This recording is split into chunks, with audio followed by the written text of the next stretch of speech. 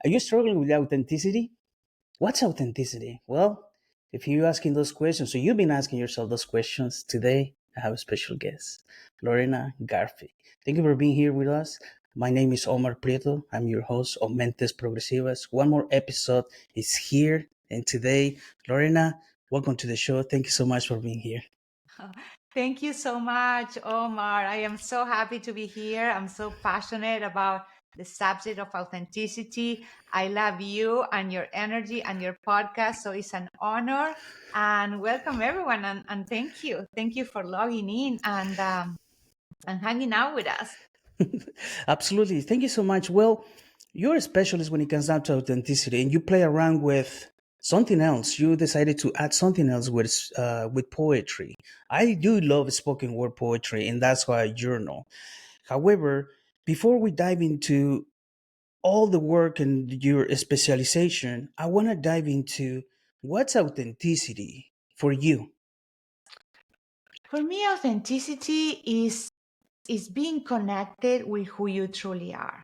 I mean, I believe in God, something celestial, not a specific religion, but I think that authenticity is when we are authentic, we're connected with our source. Our source is the divine. We are born authentic. We are perfect just the way we are.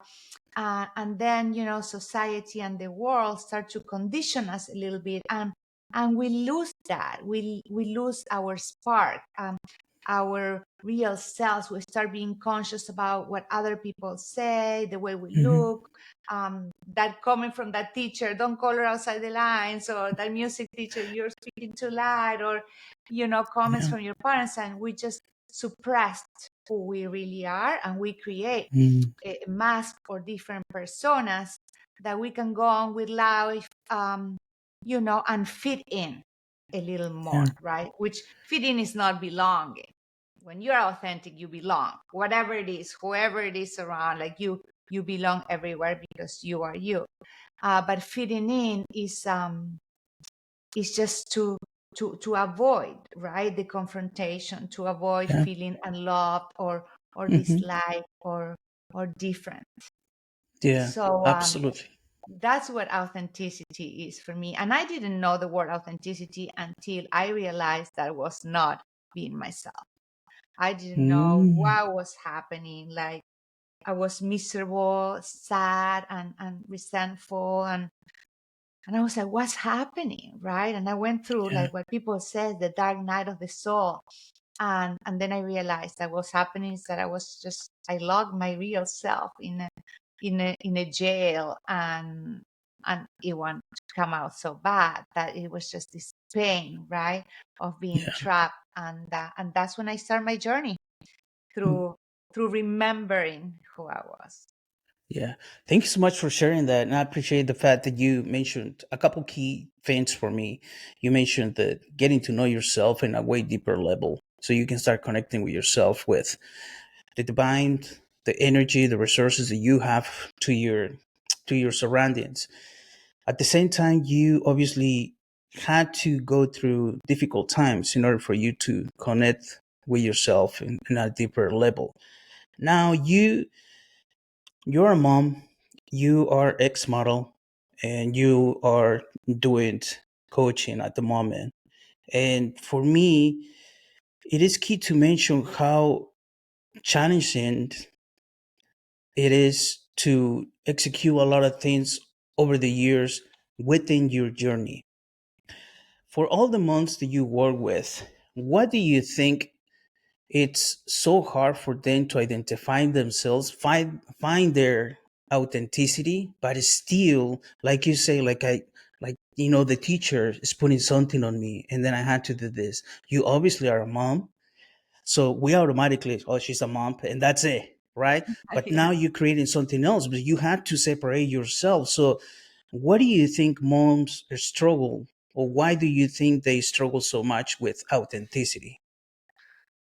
Well, the thing is, like, well, besides everything that we carry from childhood, right, that it will like spill over, like our work and how we start a relationship, right? Because we might get in a relationship and get married, and mm, and we change, right? Like, yeah. let's say we all have a childhood story, we all carry something from our childhood, and I'm not going to go that back, but for example, I grew up without a father, so relationships with the, with Mm, the male with males yeah. was a tricky one. I didn't know how that relationship works, right? And I felt my father left, so like my relationship is like, no, like no men want to be around me. Like, I don't even know.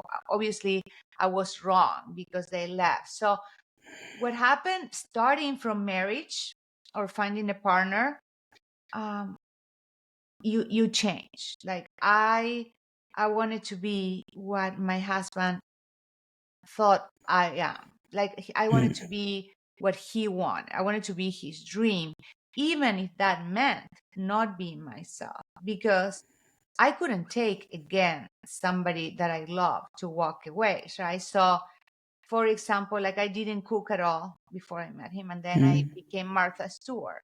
I never thought about having children, and I have three children.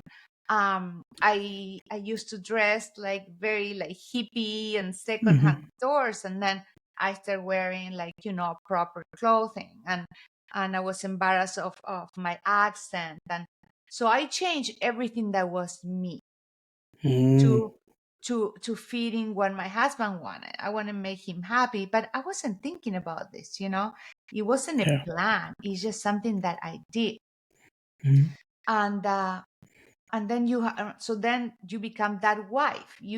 I lost a little bit who I was. A lot of moms do that. Now they become the wife, and they just put all the energy there, right? And then you have kids and forget about that. Then you're just a mom. Like, everything about you forget, and then you put all your energy, your worth into being a mom. What a good mom yeah. you are, how many sports your kids play, how much time you spend with them, and that becomes your identity. So before being, I was born Lorena, then I was a model, then I was a comedian, and then I was a wife, and then I was a mom.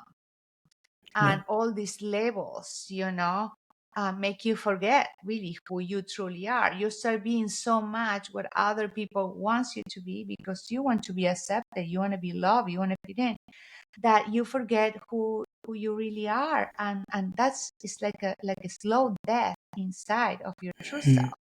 And yeah. that's what happens. And then what happened, when do you realize that you're empty? When your kids grow up and they leave, right?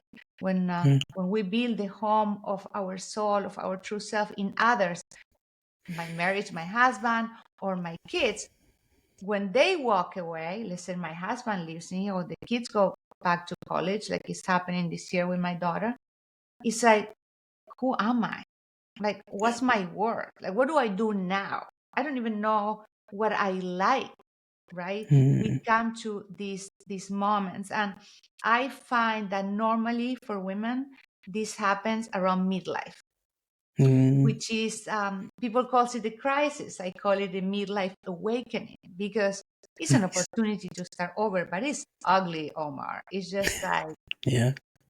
the worst. A lot of people calls it like the dark night of the soul, all right? But the Mm, biggest, brightest stars, they come yeah. up in the Yeah. darkest nights, right?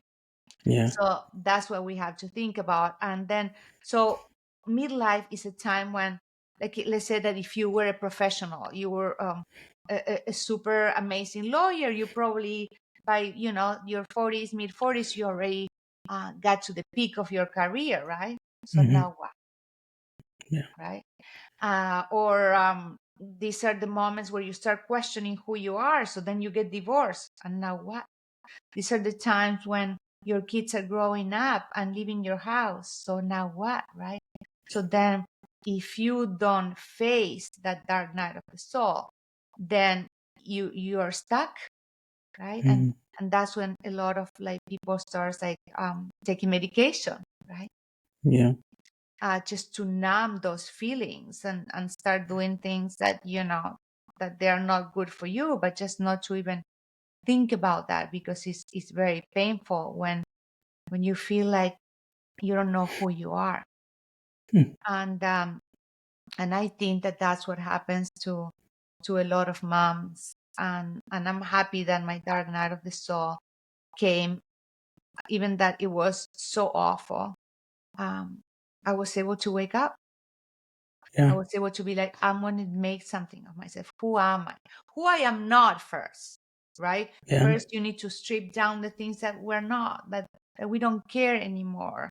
And then it's like, okay, so who am I? What are my values, my real values? What are Yeah. the things that bring me joy? What I used to appreciate growing up? What makes me happy? And then you start focusing on doing that. And that's when I found poetry.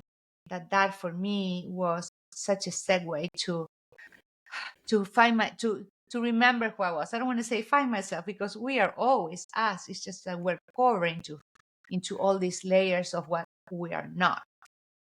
Yeah. So so poetry for me was a tool. Creativity, I think, is fantastic.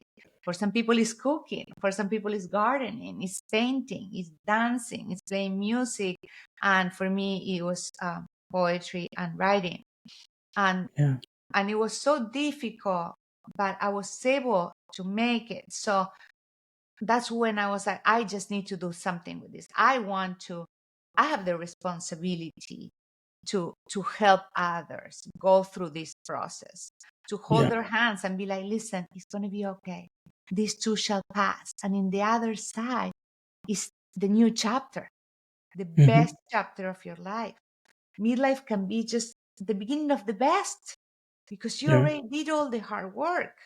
Now it's like, Hmm. it's you. What are you going to do with that wisdom, that experience, all that passion that's been locked inside for so long because of serving others? Yeah. So I think that that's what happens.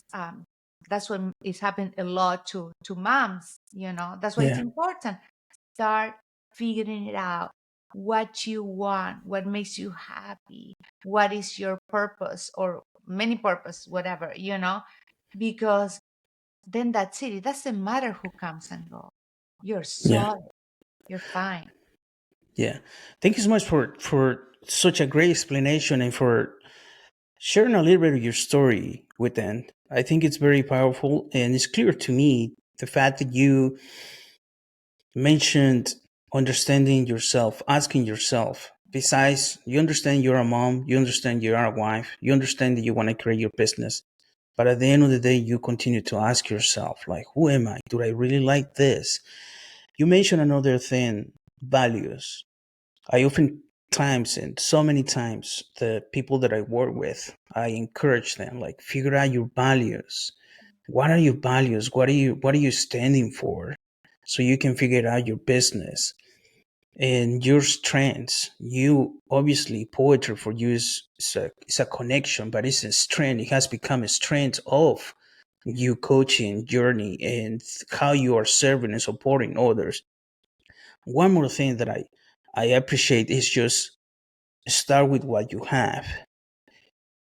Understand that it's not gonna be pretty. However, because we oftentimes we think like, oh yeah, I'm going through the process and everything is gonna be butterflies and rainbows, and you're like, you're within the process or inside the process, you're like, this doesn't sound like anything that everybody tells me to do or that they picture it for me, right?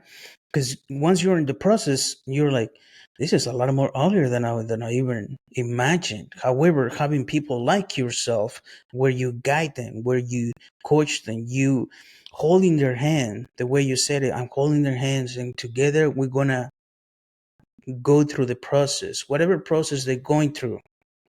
I think all of that it's beautiful. Now, you mentioned the most powerful thing for me is creativity. And I really think that for me, imagination, creativity is one of my superpowers. Why? Because for me, it's like I learned how to spy my creativity, and ever since, that's what I do.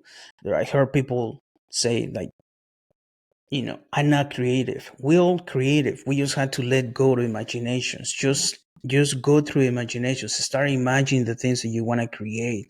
But first, be open minded to new ideas and new experiences. So that way that imagination can continue to expand and at different levels. For you, creativity is obviously a main source for the things that you are creating, not just from here, but as a mom, you have to be creative in so many ways. Having three kids, I can even imagine. I have one, and I'm like, yeah, this is a lot more work. Sometimes I ask myself, I don't know how people does it. Like, I have one, and I'm full, right? And I'm a father now. A mom is completely different level, um, for many reasons. You throughout your whole entire career, creativity has been key. Now you're doing it with poetry. How poetry has helped you become more authentic, because it's a very unique um, niche, the one you have. Yeah. And I mean, I can people is like people tells me like, Omar, write down, uh, you write beautiful spoken word poetry, can you write down something right now? And I'm like, no, for me it just doesn't come like that. For me, I know myself. For me, just sometimes it just comes. Sometimes as soon as I wake up, my brain starts going, and I'm like, I need to write down, and it just starts flowing. Sometimes when I'm just not feeling well, I just write it down, but it's just a need that is inside of me that I start writing it down. One, I notice that once I want to push it, I get shut down. So I learned that when it's stress or when I have a lot of pressure, I get shut down. Everything, and I'm like, so therefore, when there's a stress, when there's something doesn't feel good, I'm always asking myself, hold on one second. Something doesn't feel right. What is it? For me, I have the three E's, which is the energy, it's my element, or my environment. What are the three E's? When any of those threes are not in balance, or doesn't mean that it's all the way up, all the way down. For me, I always tell myself, something it just doesn't feel right. Which are those three? It's my energy, it's my element, it's my Mhm. environment. And then I'm just start figuring that out. But for you, creativity is key. How is it helping you becoming more authentic, though? Well, first of all, I want to say we are all creative because you started talking about that, and we're born like that. So we are meant to create, and that is our tool for all of us, whatever is your creative outlet. How does it work for me? So when I found poetry, it was um, it was like a door, right? Like, we have our conscious and our subconscious, and all our stories, our pain, everything that's like is already wired in us is in our subconscious. So we keep telling these stories about ourselves, or I'm a bad mom, I feel guilty about this, and I'm not good at that, and all this stuff that stays there, right? So when we write and we talk, we work from here, right, from our conscious mind. So poetry, it was like waking up the subconscious mind. Just the fact for me saying like I'm going to write poetry, it's almost a spark that when it's about art, you separate yourself from the story, right? And there is always something, and I understand what you're saying. You need to feel something, right? Yeah. To write poetry. I would say that, like if you have a little bit of practice, you can have an intention, and then you can. But yes, the main reason why poetry is so powerful, because it comes when you're like that, like you said, what's happening? I'm like, I feel stuck, locked. And that means that something inside you wants to come out, Yeah. right? So unfortunately, that's why the best poets and the best artists and the best singers, they are like torture souls a little bit, because Hmm. that's what wants to come out. We want to let out this pain, and that's when we write lyrics or we write poetry. So when I have that feeling, and that's what was happening when I was not being my authentic self, and I found poetry, you just sit there and you just start writing what you're feeling. And there's a point that you feel the connection, that you Hmm. start being emotional, and that's your Yeah. starting point. And Hmm. that's when, like, you relax, and you let your story be told. And the vulnerability, it makes you so vulnerable, because that's you, that's not your mask, that's not your representative, that's coming from you, from your heart. So poetry opens you up and show you what's inside, and shows you the story that you are telling yourself. All that pain comes out, And then when we make that distance between the story and ourselves, they're not so hard. We can see what's happening, because when we're in the middle of it, it's disturbing. But it's like, what am I going to do about this? Hmm. I can write a different story right now. What is the story that I want to write? Yeah. What feelings came out when I was writing this poem? How did I surprise myself? I always surprise myself. Sometimes I use words and I don't even know what they mean. I don't even speak English properly, as you can see. Yeah. So it's just like, it just comes out like that. It's like almost like you're a channel. It's like the muse is helping you bring everything out. And that's powerful, because then you see what's happening, then you ask the right questions. That's why I love poetry and coaching together, because everyone's different, right? So I meet with my clients and then we talk about their issues and everything. And then when I see kind of what's happening or the area of their life that they're feeling that pain, then I give them a prompt related to. Let's say that they're dealing with Mm. something from their childhood. I will be like, write a letter to your inner child, Yeah. telling them everything that you wish you heard when you were a kid, something like that, right? And so many things come out, and just letting that out of you, it makes you feel so light. And remember, and then you go and then you're like, why did I say that? And then you start talking about it. But you're not a child anymore. You're you. What do you want now? And you take that child with you and give him everything right now that you needed at that moment, and heal that little girl, that little boy. And like that with so many different subjects, right? So that is the creative process that helped me. I tell you, how I discover poetry. Well, I always liked writing. I used to write love letters to my friends' boyfriends Mm. because Okay. I had that way of like metaphors and images. And um but then you go through life and things happen, and you do things you're not proud of, and your job is disconnecting you from. I mean, I was a model, so talk about living in a plastic world, right? Hmm. And it's just so hard because my heart was not plastic, right? So when I was going through all this darkness, I tried everything. I tried plant medicine. I tried all kind of like treatments, and I was just like, I don't know what to do anymore. I became a meditation coach, and one day, because I had the intention to get better, I didn't want to stay in that place. And I don't remember. I was listening to a podcast. This was around COVID, and this poet InQ, Adam. I don't know if you Ooh, heard about him. of Do course. you know him? She's the one that Amazing. inspired me to start writing poetry. Yes, I Yeah. went to Morocco. Well, okay, I'm gonna tell Nice. you that story. So he was in a podcast talking about poetry, and he was using words almost like in an inspirational way. Like it Yeah. was poetry, but it was a lesson, and all the things that he went through, I felt like I went through. I saw my story in his poetry, and he's saying how he helps people learn how to write poetry Yeah. for healing, transformation, self discovery. And I was like, I need to find out about him. So I came home, and then I Googled, and he was having a workshop. And that's how everything started. I was like, I don't know, nothing. I'm just showing up.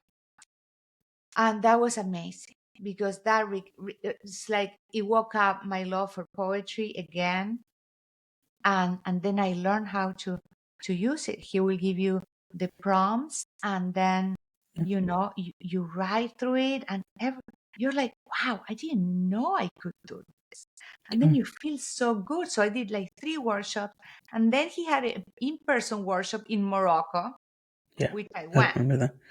Oh, And the nice. most powerful thing was sharing. Because yes, you write poetry, you crystallize what's happening inside of you. That's very healing and powerful. But when you share your poetry, like, it becomes alive. It Yeah. goes to the world. It's such a modality for self-love, because when you share so vulnerably, You are telling yourself, God, the world, I am worth of being heard and seen. Yeah. It doesn't matter how vulnerable I am, because this is me. Especially when you're not authentic, things don't hurt so much when people Yeah. criticize you or judge you. It does, but at an ego level, not at the deep, like, visceral level. But when Yeah. you're you completely, and it's your story, and it's your sad story, and it's your pain, that is, wow, you are putting yourself, your heart out there for Mhm. all kinds of like pain, judgment. But you're like, you know what? My story is worth being told. Yeah. I am worth it enough that I want to share this. I deserve to be heard. I deserve Yeah. to be seen. I deserve to take ownership of my story. And you know what happened? Everyone is the same, Omar. I We're know. all the same. Yeah. You go through stuff. I go through stuff. All the moms go through the same stuff, but nobody talks about it because we're afraid. We're afraid Yeah. that we're different. People is going to judge us. Oh, she's a bad man for having that thought. How can she say that? Come on. We're all human. Unless you are in very strong medication, you feel the same as 90% of people. We all go to challenges, we all go through pain. They might look different, but they all cause feelings, and feelings are feelings. Feelings is not your feeling is bigger than mine, or my feelings be like because my story is more painful. No, your threshold of feelings is according to your life. So Yeah. your feelings are your strongest feelings are the same as my strongest feeling. Even Mm. that if I went through was worse or not as bad as you. Feelings are feelings. We all have them. Yeah. And when you share and you let people know, it's okay. It's okay that you feel like that. I feel like that too. It's fine. Hmm. Just share your story, get it out. Let's get together. This is where we are. What can we do now? Yeah. How can we grow together? How can we find a way to find joy, or to change the way that we see our challenges, our pains, because it's going to happen, and that is life. Yeah. We all need to come to the conclusion life is a school. You're going to be tested all the time. I like to compare it with a school or with video games, right? You start a video game, oh, how fun. They kill you. Oh, Jesus. Right? Then you go to the next level, it's harder. And Yeah. things are coming from everywhere. And the better you get, the more things they bring. Same with school. Your tests are going to get harder as you grow. So Yeah. once we understand that, then we can get ready. Okay, how can I find peace in the midst of the storm? How can I change my perspective? And when something is happening, I know it sucks, but what is the lesson here? What can I learn now from this that then I won't repeat? That I can actually keep going on with my life, and be okay. What is the gift? Every challenge has a gift, an opportunity, or a lesson, Yeah. right? An opportunity to change. Let's say that something terrible happened. Let me see. Okay, so my husband's brother passed away in the World Trade Center, right? Mm. And his mother, um, imagine. I cannot imagine that pain. Like I cannot. But she walked away from God. She became hurtful and resentful. She isolated herself, which I totally, I cannot imagine again. But then there's other moms that they went through the same thing, and they decide to start a nonprofit, and they decide to start like groups to talk about what losing someone that you love. So you always have choices, Yeah. but the hardest choice is the one that's going to bring you the most peace. Because it's easy to be like, I hate everyone, my life sucks. Uh, But when we make a conscious choice and change our perspective for something that's going to feel better, and better yet, how can I use this pain to help Yeah. others? Because that um, being at service, and you know that, is the strongest antidepressant ever. Because when Yes. you find something that when you realize that you have the power to help others, to have them have what you went through, but a little better, feeling a little less alone, that feeling, it doesn't even have a name for me. It's like more than happiness, more than joy. It's just like it lingers. It's not like getting a Prada bag, right? Oh, this is nice. 2 seconds, and then, oh, that bag is over there. I don't even remember. They start. But Yeah. uh, when you can do something for someone else, oh my God, that alone just will change the way you feel. You Yeah. know. So when we realize that even the biggest challenges, they have a purpose, and we can use that purpose for the bigger good. Yeah. Wow. This is so much. Thank you. I really appreciate it. I'm flabbergasted by so many things that you had mentioned, and I'm shocked in a way because I never imagined that you will speak about InQ. InQ is the Mm. one that woke me up when it comes down back in 2018 because I was asking myself, what are the things that I really like as a kid? What are the three things that I really enjoy being as a kid? And that's how I ended up where I'm at right now. One of the things it was I remember writing down poetry. I used to go to on the top of my house back in Mexico. I just wanted to be alone, but I used to take uh, my notebook and write poetry. And sometimes I had to stop writing on my notebook because we didn't have enough resources. So it's either I use the notebook for my homework or my poetry. So I had to stop. But because back then there was no pavement, I used to write it was all sand. So I used to write in the sand. Like nothing would stop me. So that's what I used to do. So I asked myself like poetry. And then I went to see InQ here in Columbus, Ohio, and he blew my mind. I was like, "Holy moly, this guy!" And ever since, I just started writing down. And I remember the first spoken word poetry. I just laid it out. I never seen. That's the way I journal now. The way I journal is just by spoken word poetry, and I always share it. Why? A lot of people was like, "This is how I journal." Pretty much, I'm telling you my deepest and my secret life. Like I'm not afraid. You can. This is it. If you can connect, hey, it's fine. It's not a big deal. For me, the second thing it was service. For me, sometimes even though I got in trouble, I'm always was willing to help others.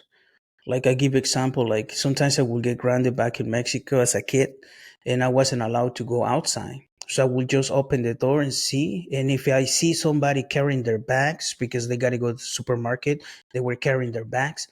I used to just look at them. If I see them struggle, especially moms, and they are my neighbors, I will get out and just go and help them. Now, when I got back to my house, my mom will do the way I was raised. She will beat me up, so she'll scream at me and she will grab me even further. But I didn't care because I felt good helping that person, even though I will get myself in trouble. I didn't care. So that's how I start connecting. So I always tell people, I'm like, what are three things that you really enjoy as a kid? So you can start connecting because those are the things you're gonna connect to here now. They can be so powerful because like we're kids. This is part of me. When you start getting to know yourself, you start asking yourself, what is part of me? Do I really want this? Do I really like it? Do I really like me? Do I really, I gotta go in a different direction. The other thing that you mentioned is the fact that you started identifying yourself and always asking yourself, and you mentioned the superficial part when it comes down to being a model. Being a model, the plastic face that you mentioned. For me, I want to talk a little bit about that because you've been ex model. You understand how everything seems superficial, but behind the doors, everything is way different. However, there's a part of you that even though you went through it, there's a part of you that was so authentic that you feel like, okay, this is me. It's still you, but weren't able to recognize it back then. But now, if you're able to go back there, what would you say it was the thing that, as a model, you like? Okay, that was me.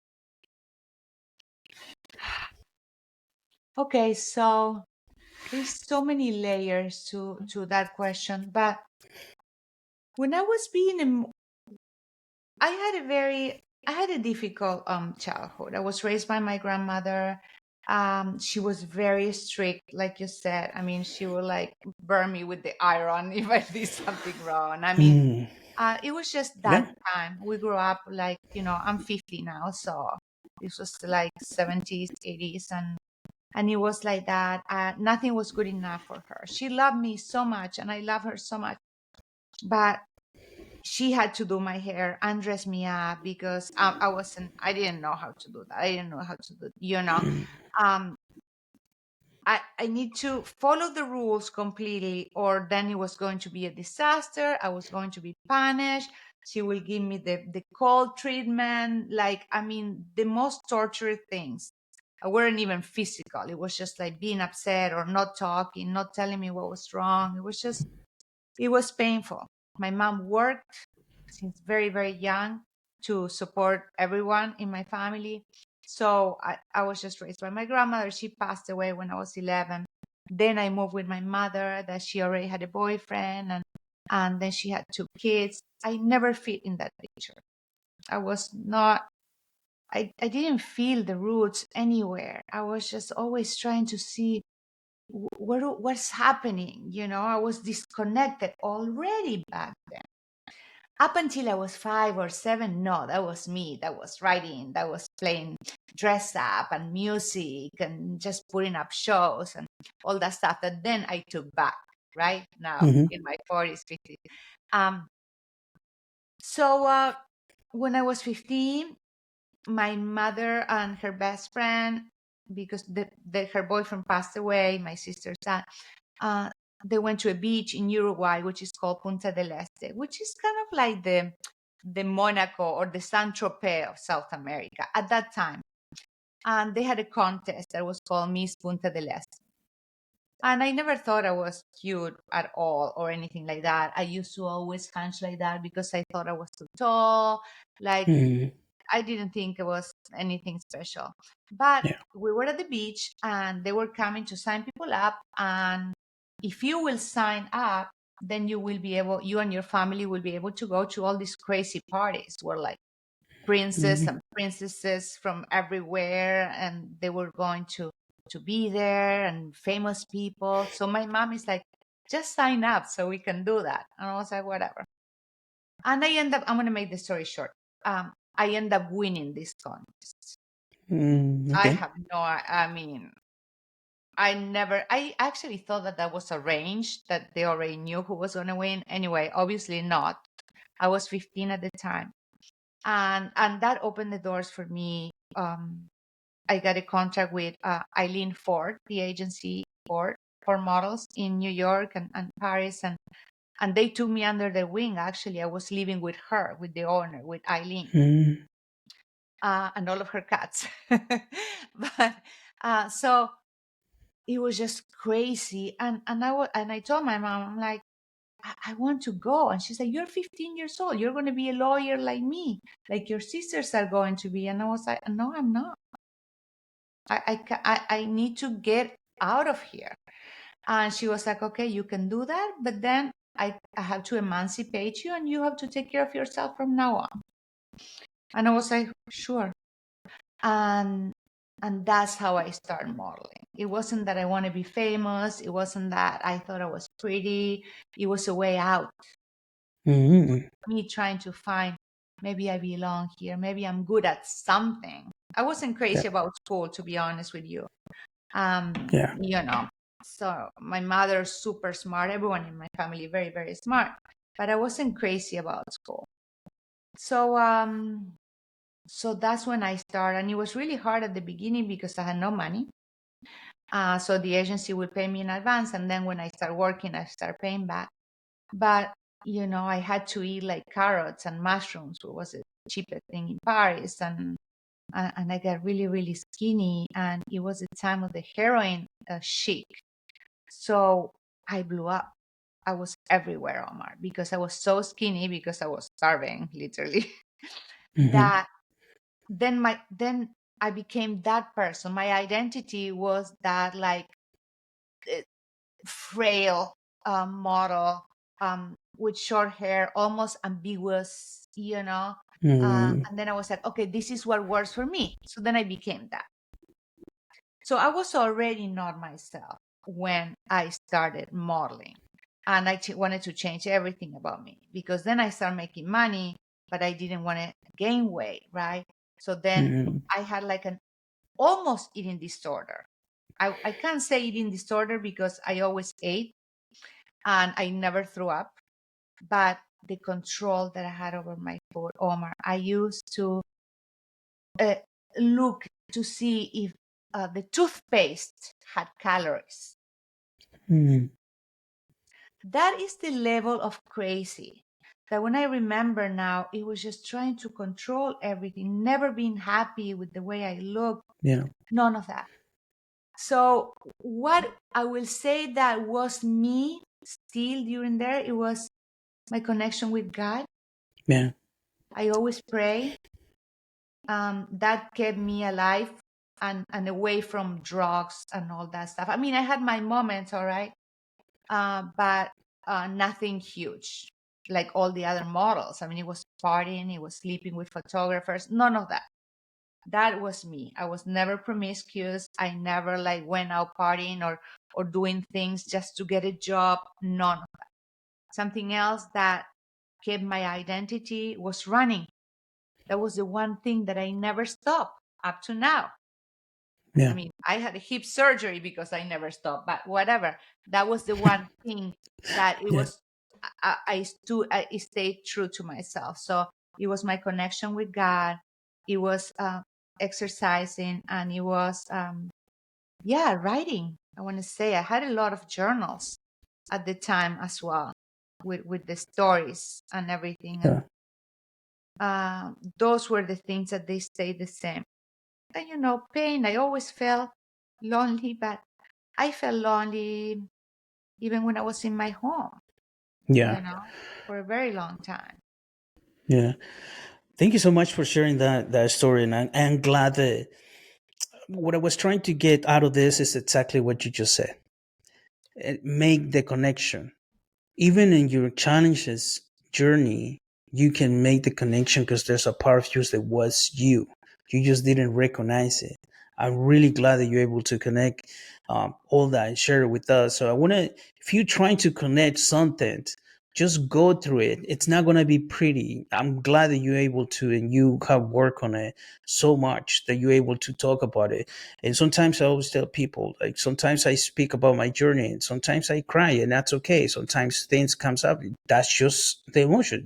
I cannot control it. I just feel like crying, and I want to cry. Like there's nothing wrong with it. Like at least on my end, like there's nothing. If I want to cry, I cry.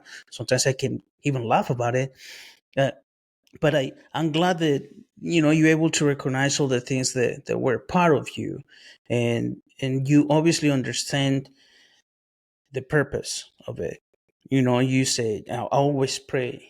And I think that's very powerful to connect with a higher power, whether it's God, the universe, it doesn't matter, whatever you want to call it. Just try to connect because there's something higher than us. And if you can try to really immerse into it, beautiful things going to happen. Now, I want to come back to what you're doing now. You obviously working with individuals that struggle with identity and trying to work through the process. What tools can you give somebody that's trying to be more authentic? Well, what I said, trying to be more authentic. I'm just trying to see if I can rephrase that because, like, our authentic self is always here. And I used to have but what's happening is that, like I said, we cover our authentic self with all these layers and these parts that we create about ourselves to avoid suffering most of the Yeah, time. So the first thing to recognize is that where I am not being authentic. I am not being authentic when I'm dressing up like if I'm a lawyer and I want to be wearing like sweatpants and a hippie little t-shirt, right? I'm not being authentic that. I'm not being authentic when I say that, yes, I will go to this party, and then it's the worst because, like, like, you don't want to do something, your values don't align with certain people, but you say yes because you still want to be liked, you still want to be included in the mom's chat. It's like, oh my God, I have to do that. So I'm not being authentic just by saying yes to everything. I am not being authentic when um when I go to a restaurant and I order something that I don't want to, like, so many things like that. I'm not being authentic. When I talk with my mother, I am not being authentic. And there's millions. So, right, recognize, where am I not being authentic? At work, right? I'm just doing this job just because it pays the bill, and I think that I'm not going to be able to make money with my own passion, with creativity, with this and that. Am I showing up to my boss parties even that I don't want to, and I think he's a bad hole, just because I don't want to lose my job? All this, it starts piling up inside you, right? And your authentic self, your inner child, I always say your inner child, God, source, the divine, your authentic self, your true self, is the same, right? It's that light on you. Yeah. And that light, when you start like covering like that, it doesn't take it. There's a point that does not take it. So these are all the areas that I'm not being authentic. So who I am, what do I like? What, like we said before, what are my values? My values are freedom, authenticity, creativity, kindness, right? So am I aligned with my values? Are my values aligned with my thoughts, with my expression, with my actions? Because when that is misaligned, I mean, it's like, and it's a lot of work, right, Omar? It's just like, Oh, we're yeah. talking about things right now that we weren't talking like 40, 30 years ago. Yeah. And they are basic things for happiness. Nothing outside of us is going to bring us happiness. If Hmm. we are not happy, if we are not aligned, if we are not living our purpose out of our heart, you know and society, since we are born, they tell us, well, you need to go to a good school, and you need to learn two languages, and you need to dress like that, and you cannot talk about this or that, never show people that you're vulnerable, don't tell them that you're not perfect, buy this makeup, put this Botox, do this, all the things. But this is all external. This is not who we are. Like, Yeah. this is not going to go on. Our soul, our authentic self is going to go on. All this Yeah. other stuff, we're not in control of that. Everything can go tomorrow, right? Yeah. So, who am I? What are my values? Am I aligned? And then, what actions I am going to take now to do that? The For me, an amazing tool is creativity. Creativity will connect you with who you truly are. Your inner child will come out and play. What sparks a joy on me? And then when you get into that zone, poetry, cooking, gardening, going for walks, going for a swim in the ocean, like, there's so many things that when you start being creative, it starts waking up in you. And then everything starts happening little by little. But before everything becomes beautiful, it's going to be a time that you're going to be confused, you're going to try, you're going to fail, you need to keep trying. And then you're going to learn to set boundaries and to Mhm. stand up for what you believe. When I realized that I wasn't being myself, and I started being me, and I stopped being who I wasn't, I almost get divorced Mhm. because my husband is like, I didn't sign up for this. You know, Yeah. my friends were like, who are you? You're crazy. You're a woohoo now, like reading poetry online. And, that's embarrassing. Even my kids, my son is like, you keep posting these woohoo things. My friends made fun of me. I mean, it was a lot easier to be like, let me just go back to be someone else, right? But Yeah. no, you have to stay strong. You have to walk through that. And, some people might walk away from your life. That's fine. Why would you want somebody in your life that doesn't love you for who you are, right? That wants you to be someone else because it's not enough who you are for them. So you think I'm not going to cook so much because now I'm also coaching? Come on, what do you want from me, right? What do you wish from me? We're here to support each other in this journey called life. Just give me a chance. And that's what I told my husband, because he was the one that was, very scared of change, because he's like, what's going to happen to me now, right? Yeah. So I was like, listen, let me tell you something. Just give me some time. Just let me show you who I am. And then you decide if you like this person. Because I couldn't blame him, because I was the one that started lying in the relationship, right? I was pretending to be someone else. So I can't get upset at him. I'm like, yeah, this is what happened. This is what I went through. But I'm not like that. I really like to go to bed early. I don't like going out. I don't want to drink anymore. I don't like drinking. I was just doing it because everybody was drinking, you know? Yeah. And I don't like to dress like that. I don't like to wear heels, like all these things. And thank goodness he stayed, because he accepted me as I was. There's still times that it's not easy for him, because then you become more independent. You set boundaries, because when you accept yourself, you love yourself, you protect yourself.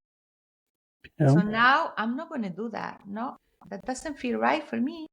I'm not going to do it. And then people don't like that. Mm-hmm. So you're going to have to deal with that. But at the end of the day, you're going to clean your garden of your life from all the weeds that they want to, like, make you weak and put you down.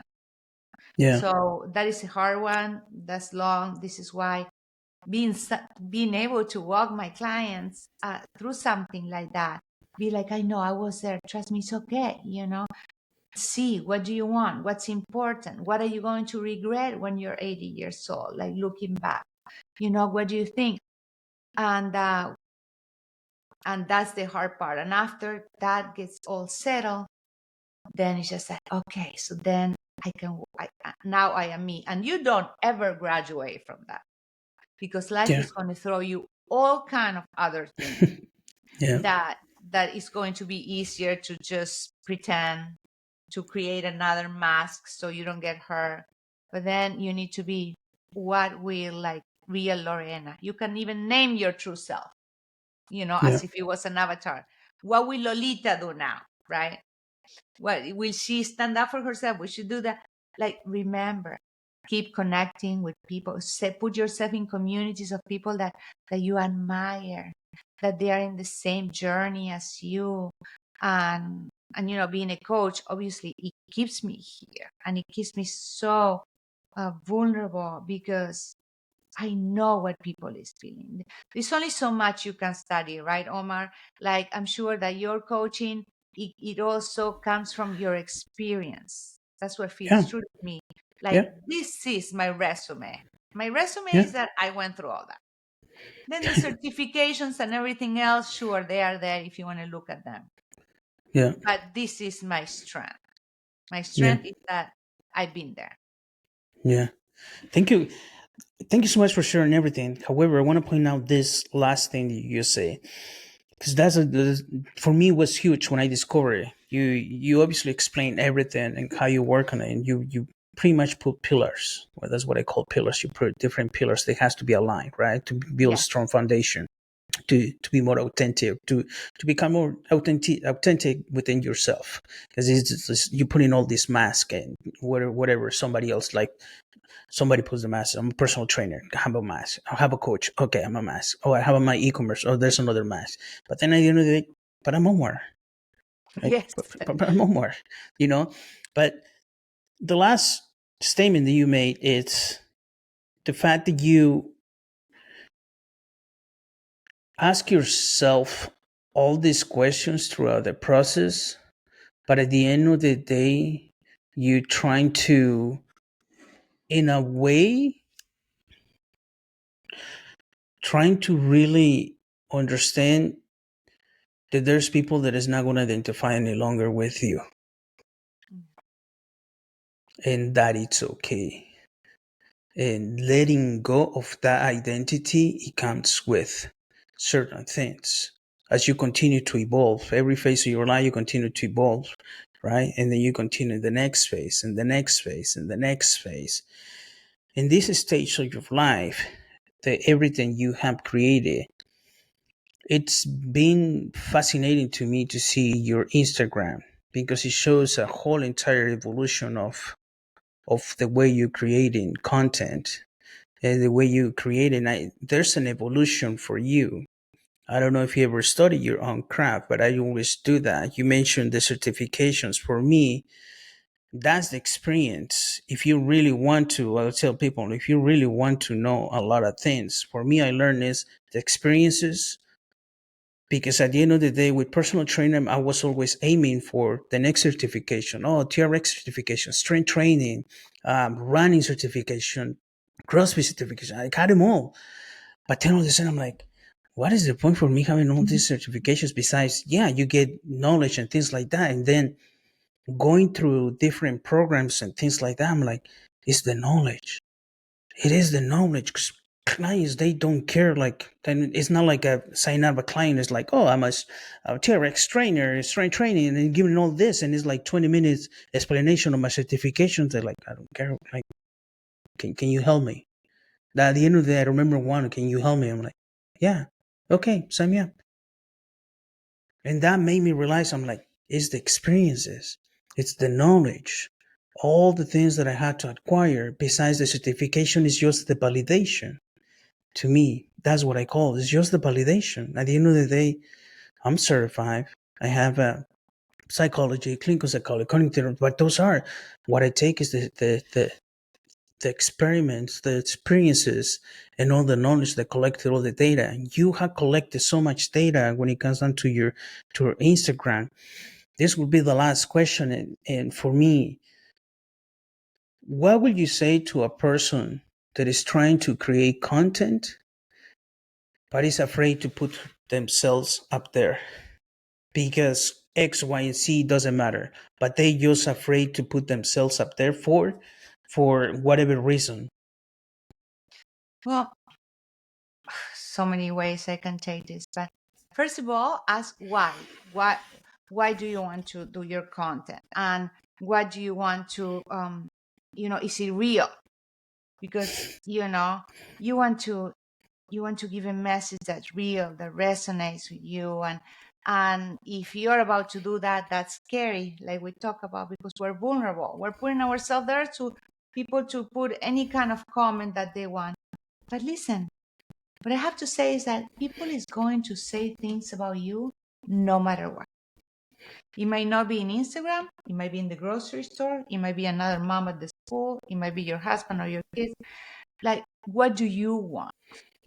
Like, let's say that we travel back in time and you're 80 years old and you are happy and healthy. What did you do?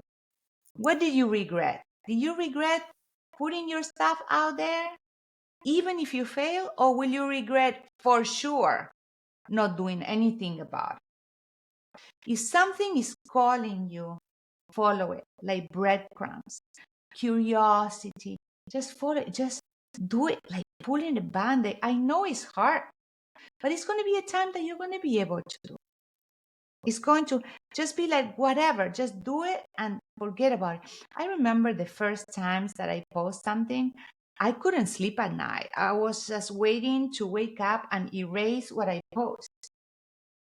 And not only like my family, my husband, everybody was like, what are you doing? You're so embarrassing.